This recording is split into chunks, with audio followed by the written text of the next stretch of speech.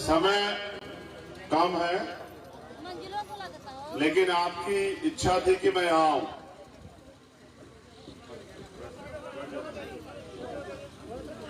और मेरी भी इच्छा थी कि आपके यहाँ जो प्रोग्राम है, आप इतना अच्छा एक अवसर बना रहे हैं तो मैं वहां जरूर जाऊं।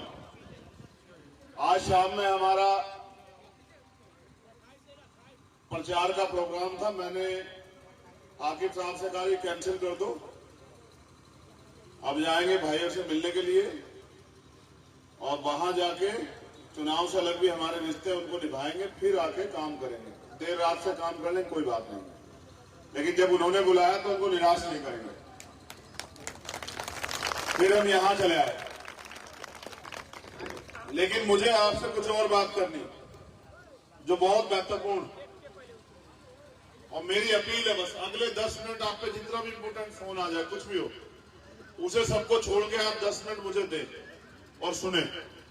और ये जो चहल पहल है इसको बंद कर दें, चाहे वो कोई नया कार्यकर्ता हो या पुराना, अनुशासन में रह के मदद कराए। ये जो आपने लगाया है ना, ये तथागत बुद्ध की मूर्ति है, और फिर बराबर में बाबा साहब अम्बेडकर की भी मूर्ति है। मेरा बहुत कड़वा अनुभव, हम लोग गांव में सदगुरु रविदास जी की मूर्ति लगाते हैं, तथागत बुद्ध की लगाते हैं, बाबा साहब की लगाते हैं और महापुरुषों की लगाते हैं, लेकिन याद उनको कब करते हैं जब जयंती आती है। मुझे दुख के साथ कहना पड़ रहा है, अभी ये वास्तविकता में पूरी नहीं है। पहले तो इसको ढकने का इंतजाम करो। यहाँ की जो यूनिट है जिन्होंने लगाया ना, गांव के जिम्मेदार लोग, पहले इसको ढको। कोई पक्षी कोई और तो किस तरह की वो, इनके ये मूर्तियां अपमानित ना हो, समझ रहे हो क्या करना है? सबसे पहले छत से ढकना है, चाहे स्टील का वो लगा दो, लेकिन खुली नहीं छोड़नी है। पहली बात, सिर्फ जयंती में याद नहीं करना है कि बुद्ध जयंती जाओ जाके माला चढ़ा दो, फूल चढ़ा दो, बाबा साहब जयंती जाके माला फूल चढ़ा दो, नहीं। ये ही रास्ता है। तथागत बुद्ध ने कहा अपो दीपक भव, अपना दीपक स्वयं बनो। हमारे लोग आज भी चाहते हैं कि बाबा साहब अम्बेडकर दोबारा पैदा हो जाए और आके आपका जीवन बदले। ऐसा कोई संभव थोड़ा ही है। जो व्यक्ति एक बार पैदा होकर दोबारा जन्म नहीं ले सकता है। तथागत बुद्ध के बाद उसी को आगे बढ़ाते हुए हमारे महापुरुषों ने लड़ाई लड़ी और हमें जानवर से इंसान बनाने का प्रयास किया। उसके लिए उन्होंने बलिदान दिए। एक कैप वाले साहब, महान पुरुष, आपसे कहना है कम से कम 5 मिनट अपमान मत कराओ अपना। देखो, इंसान और जानवरों में फर्क होता है, हम समझाते हैं। जानवर को 50 बार कह दो उसकी समझ में नहीं आया, क्योंकि उसमें बुद्धि नहीं है बेचारे। उसका एक ही काम है, खाना और उस खाने को पचाना। इंसान चीजों को समझता है, वो अच्छे बुरे को समझता है, दोस्त दुश्मन को समझता है, वो अपनी समस्याओं के हल के लिए प्रयास करता है। अब हम भारतीय संविधान आने के बाद हम इंसान बने हैं, थोड़े से हमें अधिकार मिले हैं, कॉन्स्टिट्यूशन आया है, कॉन्स्टिट्यूशन के जरिए हम लोग अपनी तरक्की के रास्ते खोल पा रहे हैं, लेकिन अभी भी पूरी आजादी नहीं मिली। अभी भी भारत में 80% लोग साफ पानी नहीं पी पाते हैं, पौष्टिक भोजन नहीं खा पाते हैं, सबके सरों पे छत नहीं है, पक्की छत, सभी को बेहतर इलाज नहीं मिलता, सभी गरीब अपने सपने पूरे पढ़ाई अगर करना चाहते हैं प्राइवेट स्कूल में नहीं कर पा रहे हैं, सभी कमजोर वर्ग के लोग जो जीवन में सुविधाएं चाहते हैं वो नहीं ले पा रहे हैं। और इसी के लिए बाबा साहब अम्बेडकर ने मूल मंत्र के रूप में हर में वोट का अधिकार दिया। उनका उद्देश्य ये था कि वोट के जरिए ये लोग अपनी ताकत बनाएंगे, शक्ति बनाएंगे, कानून बनाने की ताकत अपने हाथ में लेंगे और अपनी सरकार बना के अपनी तरक्की के रास्ते खोलेंगे। लेकिन अभी हमारे लोग वोट की वैल्यू नहीं समझे। वो पैसे में, किसी प्रलोभन पे, अवसर पे अपनी वोट दे देते हैं और बाद में 5 साल पछताते रहते हैं। एक दिन का गलत किया हुआ निर्णय 5 साल तक रोते रहते हैं। मैंने पुरुषों को इस मंच से उतार दिया, क्योंकि ये जो है ना, ये सामने ये हमारी ये महिला शक्ति, ये हमारी सबसे बड़ी ताकत। एक पुरुष इन्हीं के शरीर का हिस्सा होता है। अगर महिलाएं नहीं होंगी पुलिस हो जाएंगे? बताओ आप ईमानदारी से। क्यों बाबा, गलत है क्या? अगर महिला नहीं होगी तो पुरुष जन्म ले लेगा क्या? नहीं ले सकता ना। लेकिन जैसा पुराने सिद्धांत, पुरानी व्यवस्था ने बनाया कि महिला पैर की जूती है, 2 दर्जे की नागरिक है, आज भी हम उसको ढो रहे हैं। क्यों भाई, मंच पे महिलाएं क्यों नहीं बैठ सकती? सारे पुरुष ही क्यों बैठेंगे? हमें उस व्यवस्था को चेंज करना। चेंज करने का मतलब ये नहीं कि वो लोग चले गए हम लोग आके बैठ जाएंगे। हम ये समझते हैं कि महिलाओं की जो समस्या है उन पर ज्यादा बेहतर काम महिलाएं कर सकती हैं, तो हमें अपने मंच पे अपनी बहनों को, माओ को, बेटियों को जगह देनी चाहिए और उनको ताकतवर बनाना चाहिए। आज के दिन मेरा सिर्फ आपसे एक यही संदेश है कि जितनी ताकत से बेटे को मदद कराते हो ना, पढ़ाते हो, लिखाते हो, उतनी ताकत से बेटी को भी पढ़ाओ, लिखाओ, उसको मदद कराओ, उसको आगे बढ़ाओ। जो पैसा आप अपने घर में इकट्ठा करके रखते हो कि बेटी की शादी करनी है, फिर दहेज लोभियों को पैसा देते हो, गाड़ी देते हो, ये बंद करके ना, कर्जा लेके देते हो, ये बंद करके बेटी को उस पैसे से पढ़ाओ। डॉक्टर बनाओ, इंजीनियर बनाओ, वकील बनाओ, जज बनाओ, टीचर बनाओ, आईएएस बनाओ, आईपीएस बनाओ, उसको अपने पैरों पे खड़ा करो। फिर ये पैसे वाले लोग दहेजी जो है, जो दहेज मांगते हैं, ये उसके आगे पीछे घूमेंगे। उसको कमजोर मत बनाओ, उसको मोहताज मत बनाओ। बाबा साहब अम्बेडकर ने क्या कहा कि मैं किसी भी प्रदेश, देश और समाज की तरक्की का पैमाना उस प्रदेश, देश और समाज में रहने वाली महिलाओं को मानता हूं।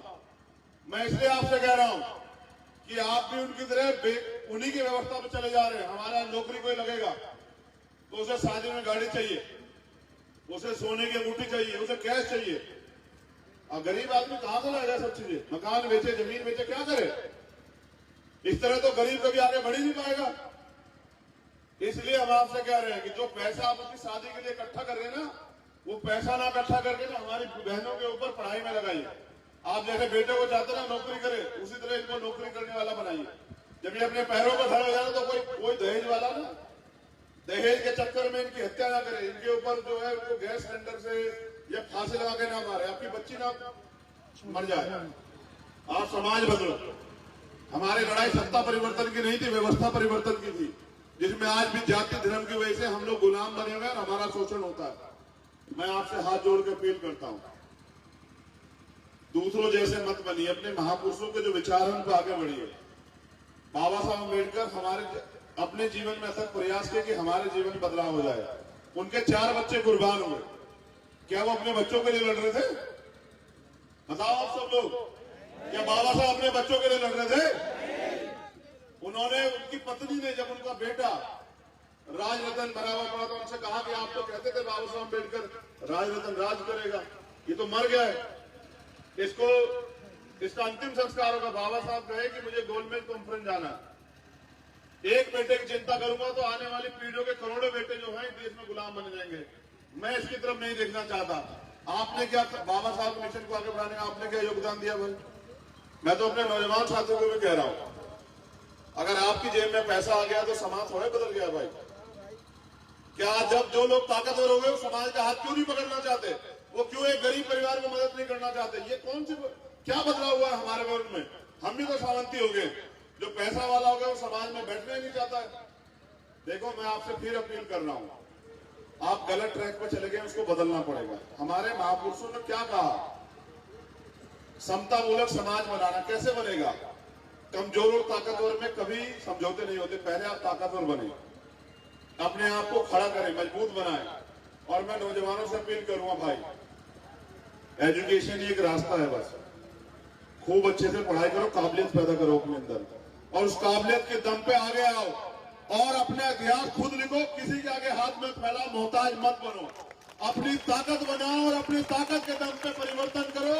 और मेरा चैलेंज है, मैं गरीब परिवार से आता हूं, आरक्षण व्यवस्था की वजह से मेरे पिताजी नौकरी लगे। मेरे पिताजी नौकरी लगे तो हम परिवार में 6 बहन भाई हैं, 3 बहनें 3 भाई। उन्होंने हम 6 के 6 को पढ़ाया और मैंने उनसे ये सीखा कि हर गरीब, हर कमजोर जब फैसला ले ले और तय कर ले और वो उस रास्ते में निकल जाए तो उसको रास्ता बदलने की जरूरत नहीं, बस समय रहेगा, वो लोग सफल हो जाएंगे। मैं आपसे भी अपील कर रहा हूं, नौजवान अपने आप को गुलाम ना समझे, कमजोर ना समझे, मोहताज ना समझे, वो फैसला ले अपना संकल्प ले, अपना नियम बनाए, अपना सपना देखे, अपना गोल बनाए और सपने के लिए मेहनत करें। अगर आप डॉक्टर इंजीनियर बनना चाहते हैं ना साहब, चलो एक सिंपल भाषा समझाते हैं नौजवानों, चपरासी बनना चाहता है ना कोई, उसके लिए भी टेस्ट देना पड़ता है नहीं पड़ता? बताओ। एक पुलिस का सिपाही बनना चाहे तो क्या 4-6 घंटे प्रयास नहीं करना पड़ता पढ़ने का? दौड़ भी लगानी पड़ती, समझ रहे हो? एक अधिकारी बनना चाहे IAS IPS तो 16 घंटे 14 घंटे पढ़ाई करनी चाहती है। और अगर मालिक बनना चाहे इस देश में तो कितने घंटे काम करना पड़ेगा? उनसे ज्यादा ना। अगर IAS IPS को चलाने वाला बनना है तो फिर कितना ज्यादा काम करना पड़ेगा? उनसे ज्यादा है काम। सरकार ऐसे थोड़े बनेगी सर, मेहनत करनी पड़ेगी, घर से निकल के काम करना पड़ेगा, लोगों के बीच जाकर तैयार करना पड़ेगा, लोगों को समझाना पड़ेगा, उन्हें अपने पैरों पे खड़ा होना पड़ेगा, इसलिए उनको तैयार करना पड़ेगा, उनको बताना पड़ेगा कि वो अपनी रीढ़ की हड्डी मजबूत करें। मैं आपसे भी अपील करता हूं, जितने नौजवान साथी हमें विश्वास रखते हैं, हाथ खड़ा करो। चलो, नौजवानों की बात कर रहा हूं, बुजुर्गों की नहीं, जो हमारे बराबर के, हमसे छोटे नौजवान। सर धन्यवाद। चलो वादा करो हमसे कि आज के बाद किसी के पैर नहीं छूएंगे, कोई हो चाहे। चलो वादा करो, माँ बाप के अलावा दोनों हाथ उठा के वादा करो, जो लोग हमने विश्वास करते हैं। नहीं छुएंगे किसी के पैर, छुएंगे तो अपनी माँ के, चाची के, दादी के, चाचा के, ताऊ के, किसी के और के आगे अपनी रीढ़ की हड्डी नहीं झुकाएंगे किसी भी कीमत पर। बहनों से भी कह रहे हैं, तुम पैर छूते हो सम्मान के लिए, वो लोग समझते तुम कमजोर हो, समझ रहे हो? बंद करो पैर छूना, आपसे आंख मिला के बात करो और अपने हक अधिकार को छीनो। मांगने से आपको सिर्फ भीख मिलेगी, अपने अधिकार छीनने पड़ेंगे। मैं तो आपको जगा सकता हूं, बाकी काम लड़ाई आपको लड़नी है। तो मेरी आपसे अपील है कि अपने आप को कमजोर ना रखें किसी से। और ये जो बहनें ना बैठी, कौन बोलेगा तुम में से? बताओ, पकड़ो माइक, चलो आओ, हिम्मत जुटाओ। अगर तुम में से कोई वास्तविकता में बाबा साहब अम्बेडकर को मानने वाला तो आओ, माइक पकड़ो, उस माइक पे खड़े होकर बोलो। चलो हिम्मत जुटाओ। अच्छे कपड़े पहनने से कोई ताकतवर नहीं होता है, इसके लिए चाहिए जिगरा, और एजुकेशन बहुत बड़ी ताकत है। अगर हम ना पढ़ते तो क्या बोल पाते हैं? कभी नहीं। अगर आपको पढ़ना है आगे तो पढ़ना पड़ेगा, अगर पढ़ना है तो मम्मी पापा को कहना मानिए आप लोग और आगे बढ़िए। हम तो जानते हैं मेरे गांव में कि बच्चे बहुत कमजोर हो गए हैं, और ना ही पढ़ रहे हैं और ना ही अपने मम्मी पापा का आदर कर रहे हैं। हम यही चाहते हैं कि मम्मी पापा का आदर करें और पढ़ें, बस यही हमारी अपील है। एक और बात देखो भाई, आपसे 4 दिन पहले हमारे एक बड़े भाई ने हमसे एक बात कही, आज से भी कह रहे, उन्होंने कहा चंद्रशेखर सारे तीर्थ घुमाओ और सबकी मदद करो। अगर अपनी माँ का सम्मान नहीं किया, उसकी मदद नहीं की तो सब बेकार। उस दिन हमने तय कर लिया, कभी हमारी वजह से हमारी माँ की आंखों में आंसू नहीं आएंगे। आपसे भी अपील कर रहे हैं यार, जिस जननी ने जन्म दिया ना उसको कभी दुखी मत होने देना यार, समझ रहे? जिस पिता ने पैदा किया ना उसको कभी अपमानित मत होने देना यार। सच कह रहे हैं, सारी दुनिया की मदद करना और अपना परिवार खुश नहीं रहा, सब जीरो है सर। अपने माँ बाप को सम्मान देना, उनसे आशीर्वाद लेना, माँ के आशीर्वाद में बहुत ताकत होती है। तो जितनी माताएं बहनें बैठे, दोनों हाथ उठा के आशीर्वाद दो हमें कि हम इस लड़ाई को लड़े और जीते। दोनों हाथ उठा के। एक बहन शायद हमसे नाराज है, ये दो क्या एक हाथ बिना उठाए, ये बिल्कुल हमारे सामने जो बैठी, तुमसे कह रहे हैं, तुम जो दोनों तीनों बैठी हो, ये बाबा के पीछे, हाँ तुमसे कह रहे हैं, बताओ हाथ क्यों नहीं उठाए हो? क्या हमसे नाराज हो?